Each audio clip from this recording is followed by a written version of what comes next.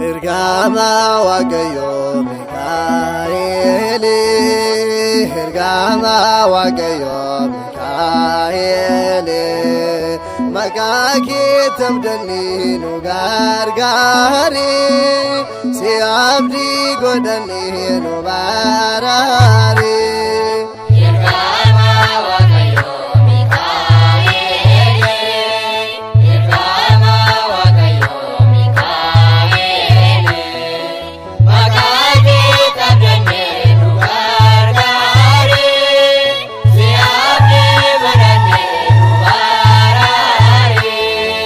Ergama Waaqayyo Mikaa'eli, Ergama Waaqayyo Mikaa'eli, maqaa keetti abdannee nu gargaari, si abdii godhannee nu baraari.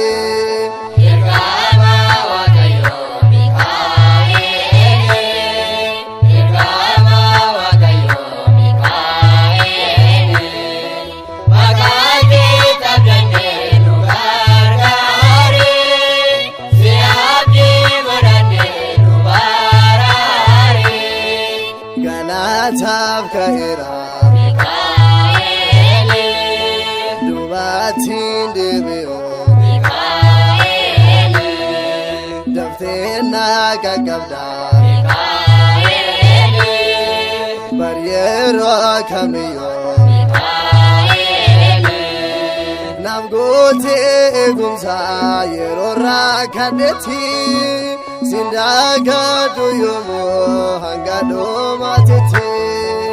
Ergama Waaqayyo Mikaa'eli, Ergama Waaqayyo Mikaa'eli, maqaa keetti abdannee nu gargaari, si abdii godhannee nu baraari. Oolmaa narraa qabda Mikaa'el abbaa koo Mikaa'eli, dabarsitee narraa Mikaa'eli, dhibboof rakkina koo Mikaa'eli, Daani'elin baastee afaan leencaa keessa har'as nu gargaari hundaan ni dandeessa. Ergama Waaqayyo Mikaa'eli, Ergama Waaqayyo Mikaa'eli, maqaa keetti abdannee nu gargaari, si abdii godhannee nu baraari. Diinota mancaastee Mikaa'eli, afoomiyaa irraa Mikaa'eli, nunis nu baraare Mikaa'eli, diinota keenyarraa Mikaa'eli, kan sitti of kenne eenyumtuun qaanofne kennaan kee guddaadha si abdii godhanne.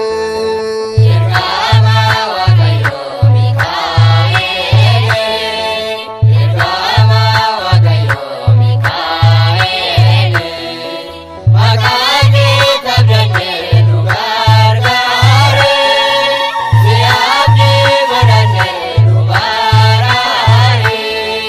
Maqaan kee guddaadha Mikaa'eli, mootii ergamootaa Mikaa'eli, seefii keen arjaastaa Mikaa'eli, warroota diinotaa Mikaa'eli, waadaayin muufufni abdii bara bara ansiitaan of kenne nangatiin adara.